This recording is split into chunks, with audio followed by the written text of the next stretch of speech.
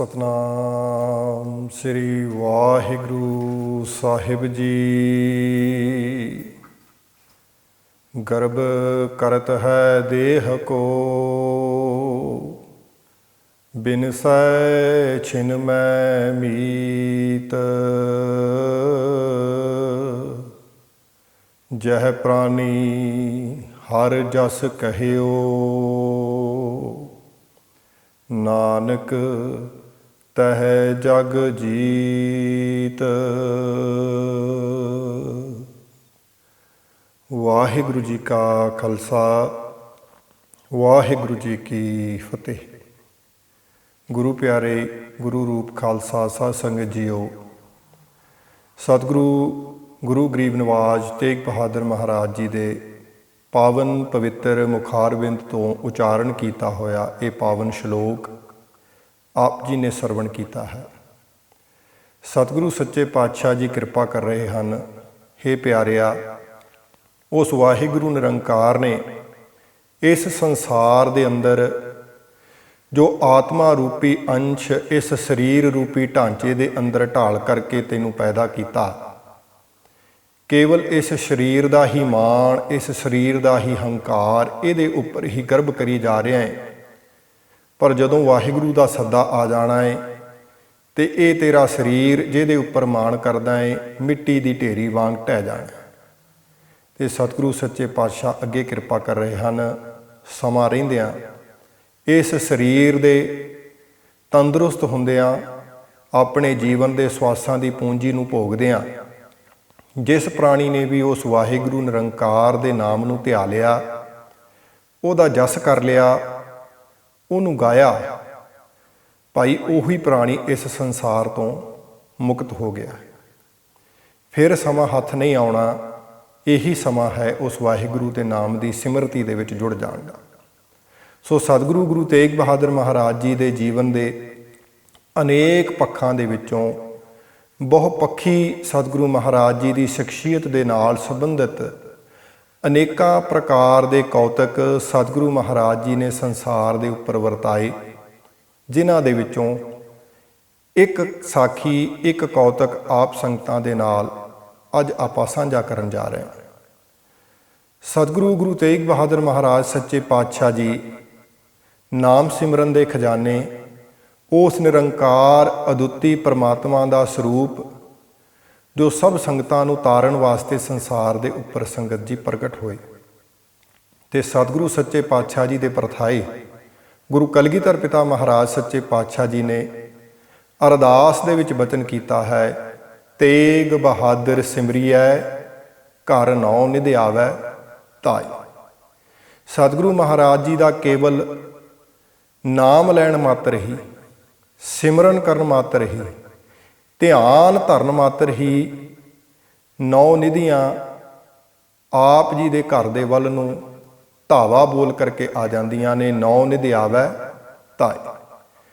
ਸੋ ਪੁਰਾਤਨ ਗ੍ਰੰਥਾਂ ਦੇ ਅੰਦਰ ਵੀ ਤੇ ਸਤਿਗੁਰੂ ਮਹਾਰਾਜ ਨੇ ਗੁਰਬਾਣੀ ਦੇ ਅੰਦਰ ਵੀ ਜ਼ਿਕਰ ਕੀਤਾ ਹੈ, ਪ੍ਰਭ ਕੈ ਸਿਮਰਨ ਰਿੱਧ ਸਿੱਧ ਨਵਨਿਧ, ਪ੍ਰਭ ਕੈ ਸਿਮਰਨ ਗਿਆਨ ਧਿਆਨ ਤਤ ਬੁੱਧ। ਸੋ ਅੱਜ ਆਪਾਂ ਕੇਵਲ ਇਸੇ ਵਿਸ਼ੇ ਦੇ ਉੱਪਰ ਹੀ ਗੱਲ ਕਰਾਂਗੇ ਕਿ ਸਤਿਗੁਰੂ ਗੁਰੂ ਤੇਗ ਬਹਾਦਰ ਮਹਾਰਾਜ ਜੀ ਦੀ ਸ਼ਖਸੀਅਤ, ਉਹਨਾਂ ਦਾ ਨਾਮ ਐਡਾ ਪਾਵਨ ਪਵਿੱਤਰ ਹੈ ਭਾਈ, ਜਿਹਨੂੰ ਸਿਮਰਦਿਆਂ ਸਾਰ ਹੀ ਨੌ ਨਿਧੀਆਂ ਹਰ ਇੱਕ ਪ੍ਰਾਣੀ ਦੇ ਘਰ ਵੱਲ ਧਾਵਾ ਬੋਲ ਕਰਕੇ ਆ ਜਾਂਦੀਆਂ। ਭਾਵ ਸਹਿਜੇ ਹੀ ਬਗੈਰ ਕਿਸੇ ਮੁਸ਼ੱਕਤ ਤੋਂ ਇਹਨਾਂ ਨੂੰ ਪ੍ਰਾਪਤ ਕੀਤਾ ਜਾ ਸਕਦਾ। ਤੇ ਮਨੁੱਖ ਦੀ ਇਹ ਬਿਰਤੀ ਰਹੀ ਹੈ ਸੰਸਾਰ ਦੇ ਅੰਦਰ ਉੱਚਾ ਉੱਠਣ ਵਾਸਤੇ, ਤਾਕਤਾਂ ਤੇ ਸ਼ਕਤੀਆਂ ਪ੍ਰਾਪਤ ਕਰਨ ਵਾਸਤੇ ਸੰਗਤ ਜੀ ਹਮੇਸ਼ਾ ਉਤਾਵਲਾ ਰਿਹਾ ਹੈ।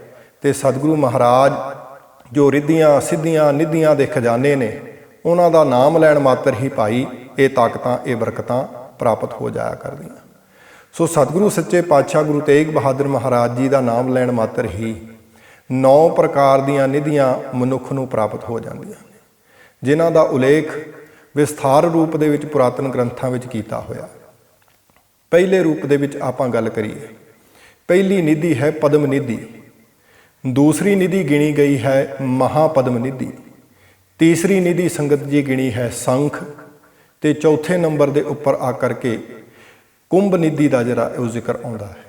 ਤੇ ਸਤਿਗੁਰੂ ਮਹਾਰਾਜ ਕਿਰਪਾ ਕਰਦੇ ਨੇ ਭਾਈ ਇਸੇ ਪ੍ਰਕਾਰ ਪਦਮ, ਮਹਾਪਦਮ, ਸੰਖ ਤੇ ਇਸੇ ਤਰ੍ਹਾਂ ਕੁੰਭ ਤੇ ਮਕਰ ਤੇ ਸਤਿਗੁਰੂ ਸੱਚੇ ਪਾਤਸ਼ਾਹ ਜੀ ਜ਼ਿਕਰ ਕਰਦੇ ਹਨ 9 ਪ੍ਰਕਾਰ ਦੀਆਂ ਇਹ ਨਿਧੀਆਂ, ਜਿਨ੍ਹਾਂ ਦੇ ਵਿੱਚੋਂ ਖਰਬ ਅਤੇ ਸਤਿਗੁਰੂ ਸੱਚੇ ਪਾਤਸ਼ਾਹ ਜੀ ਨੇ ਅੱਗੇ ਜ਼ਿਕਰ ਕੀਤਾ ਹੈ ਭਾਈ ਨੀਲ, ਅਤੇ ਇਸ ਦੇ ਨਾਲ ਹੀ ਜਿਹੜੀਆਂ ਇਹ ਨਿਧੀਆਂ ਹਨ ਇਹਨਾਂ ਦੀ ਪ੍ਰਾਪਤੀ ਹੋ ਜਾਇਆ ਕਰਦੀ ਹੈ, ਜਿਨ੍ਹਾਂ ਨੂੰ ਪ੍ਰਾਪਤ ਕਰਨ ਦੇ ਨਾਲ ਮਨੁੱਖ ਦੁਨੀਆ ਦੇ ਅੰਦਰ ਧਨ ਦੌਲਤ, ਭੋਜਨ ਪਦਾਰਥ, ਕੱਪੜਾ ਆਦਿਕ ਤੇ ਸਭ ਤੋਂ ਵੱਡੀ ਗੱਲ ਸੰਸਾਰ ਦੇ ਵਿੱਚ ਮੇਰਾ ਨਾਮ ਹੋ ਜਾਵੇ, ਲੋਕ ਮੈਨੂੰ ਯਾਦ ਕਰਨ, ਮੇਰੀ ਪਛਾਣ ਬਣ ਜਾਵੇ, ਸਤਿਪੁਰਸ਼ਾਂ ਦਾ ਸੰਗ ਹੋ ਜਾਵੇ, ਖਜ਼ਾਨੇ ਭਰਪੂਰ ਰਹਿਣ ਤੇ ਆਪਣੇ ਵਿਸ਼ਿਆਂ ਵਿਕਾਰਾਂ ਦੇ ਉੱਪਰ ਮੇਰਾ ਕਾਬੂ ਪੈ ਸਕੇ। ਇਹਨਾਂ ਚੀਜ਼ਾਂ ਨੂੰ ਜਿੱਤਣ ਵਾਸਤੇ ਇਹ 9 ਪ੍ਰਕਾਰ ਦੀਆਂ ਨਿਧੀਆਂ ਦਾ ਸਤਿਗੁਰੂ ਮਹਾਰਾਜ ਜੀ ਨੇ ਜ਼ਿਕਰ ਕੀਤਾ ਹੈ ਕਿ ਕੇਵਲ ਗੁਰੂ ਤੇਗ ਬਹਾਦਰ ਮਹਾਰਾਜ ਜੀ ਦਾ ਸਿਮਰਨ ਕਰਦਿਆਂ ਸਾਰ ਹੀ ਮਨੁੱਖ ਨੂੰ ਭਾਈ ਇਹ ਪ੍ਰਾਪਤ ਹੋ ਜਾਇਆ ਕਰਦੀ। ਸਤਿਗੁਰੂ ਜੀ ਰਹਿਮਤ ਕਰਨ। ਸਤਿਗੁਰੂ ਜੀ ਨੇ ਆਪਣੇ ਜੀਵਨ ਦੇ ਅੰਦਰ ਜਿੱਥੇ ਆਪਣਾ ਸੀਸ ਦੇ ਕਰਕੇ ਹਿੰਦ ਦੀ ਚਾਦਰ ਦੇ ਰੂਪ ਦੇ ਵਿੱਚ ਇਸ ਸੰਸਾਰ ਦੇ ਵਿੱਚ ਧਰਮ ਦੇ ਰੂਪ ਦੇ ਵਿੱਚ ਸਤਿਗੁਰੂ ਮਹਾਰਾਜ ਨੇ ਝੰਡਾ ਬੁਲੰਦ ਕੀਤਾ ਕਿ ਪਹਿਲੇ ਜਾਮੇ ਦੇ ਅੰਦਰ ਭਾਈ ਕਿਸੇ ਦਾ ਜਨੇਊ ਜ਼ਬਰਦਸਤੀ ਪੈਣ ਨਹੀਂ ਦਿੱਤਾ ਤੇ 9ਵੇਂ ਜਾਮੇ ਦੇ ਅੰਦਰ ਕਿਸੇ ਦਾ ਜਨੇਊ ਜ਼ਬਰਦਸਤੀ ਲੈਣ ਨਹੀਂ ਦਿੱਤਾ। ਅਨੇਕਾਂ ਪ੍ਰਕਾਰ ਦੇ ਕੌਤਕ ਸਤਿਗੁਰੂ ਮਹਾਰਾਜ ਨੇ ਕੀਤੇ, ਜਿਨ੍ਹਾਂ ਦੇ ਵਿੱਚੋਂ ਕੇਵਲ ਤੁਛ ਮਾਤਰ ਮੈਂ ਆਪ ਜੀ ਦੇ ਨਾਲ ਅੱਜ ਦੇ ਇਸ ਵਿਸ਼ੇ ਉੱਪਰ ਸਾਂਝ ਕੀਤੀ ਹੈ ਕਿ ਕਿਵੇਂ ਪ੍ਰਭੂ ਦਾ ਸਿਮਰਨ ਕਰਨ ਵਾਲੇ, ਵਾਹਿਗੁਰੂ ਦਾ ਨਾਮ ਜਪਣ ਵਾਲੇ ਤੇ ਉਸ ਵਾਹਿਗੁਰੂ ਨਿਰੰਕਾਰ ਦੇ ਵਿੱਚ ਅਭੇਦ ਹੋਈਆਂ ਰੂਹਾਂ ਇਹਨਾਂ ਰਿੱਧੀਆਂ ਸਿੱਧੀਆਂ ਨਿੱਧੀਆਂ ਦੇ ਮਾਲਕ ਬਣ ਜਾਇਆ ਕਰਦੇ ਨੇ। ਤੇ ਸਤਿਗੁਰੂ ਮਹਾਰਾਜ ਕਹਿੰਦੇ ਭਾਈ ਪੂਰੇ ਕਾ ਕੀਆ ਸਭ ਕਿਛ ਪੂਰਾ, ਵੱਧ ਘਟ ਕਿਛ ਨਾਹੀਂ।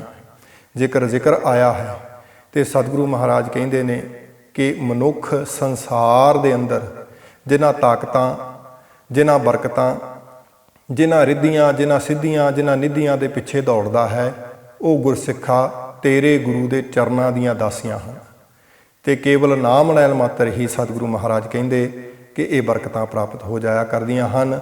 ਸੋ ਸਤਿਗੁਰੂ ਗੁਰੂ ਤੇਗ ਬਹਾਦਰ ਮਹਾਰਾਜ ਜੀ ਦਾ ਨਾਮ ਸੰਗਤ ਜੀ ਇੰਨੀ ਤਾਕਤ, ਇੰਨੀ ਬਰਕਤ ਰੱਖਦਾ ਹੈ ਕਿ ਤੇਗ ਬਹਾਦਰ ਸਿਮਰਿਐ ਘਰ ਨੌ ਨਿਧਿਆਵੈ ਧਾਏ। ਸੋ ਸਹਿਜੇ ਰੂਪ ਦੇ ਵਿੱਚ ਹੀ ਸਤਿਗੁਰੂ ਮਹਾਰਾਜ ਜੀ ਨੂੰ ਯਾਦ ਕਰਦਿਆਂ ਇਹ ਸਾਰੀਆਂ ਦੀਆਂ ਸਾਰੀਆਂ ਨਿਧੀਆਂ ਆਪ ਜੀ ਨੂੰ ਪ੍ਰਾਪਤ ਹੋ ਸਕਦੀਆਂ ਹਨ। ਸਤਿਗੁਰੂ ਕਿਰਪਾ ਕਰਨ, ਗੁਰਸਿੱਖਾਂ ਨੂੰ ਨਾਮ ਸਿਮਰਨ ਦੀ ਤੇ ਸਤਿਗੁਰੂ ਜੀ ਦੇ ਨਾਮ ਦੀ ਦਾਤ ਬਖਸ਼ਿਸ਼ ਕਰਨ। ਫਿਰ ਸਮਾਂ ਮਿਲਿਆ ਆਪ ਸੰਗਤਾਂ ਦੇ ਨਾਲ ਵਿਸਥਾਰ ਰੂਪ ਦੇ ਵਿੱਚ ਸਤਿਗੁਰੂ ਜੀ ਦੇ ਕੌਤਕ ਤੇ ਬਹੁਪੱਖੀ ਜੀਵਨ ਦੇ ਵਿੱਚੋਂ ਕੁਝ ਇੱਕ ਝਲਕੀਆਂ ਸਾਂਝੀਆਂ ਕਰਨ ਦਾ ਯਤਨ ਕਰਾਂਗੇ ਜੀ। ਹੋਈਆਂ ਬੇਅੰਤ ਗਲਤੀਆਂ ਭੁੱਲਾਂ ਦੀ ਖਿਮਾ, ਬੁਲਾਓ ਫਤਿਹ ਤੇ ਸਤਿਗੁਰੂ ਤੇਗ ਬਹਾਦਰ ਮਹਾਰਾਜ ਜੀ ਦਾ ਧਿਆਨ ਧਰ ਕੇ ਇੱਕ ਵਾਰ ਆਪਾਂ ਵੀ ਆਖੀਏ ਤੇਗ ਬਹਾਦਰ ਸਿਮਰਿਐ ਘਰ ਨੌ ਨਿਧਿਆਵੈ ਧਾਏ। ਵਾਹਿਗੁਰੂ ਜੀ ਕਾ ਖਾਲਸਾ, ਵਾਹਿਗੁਰੂ ਜੀ ਕੀ ਫਤਿਹ।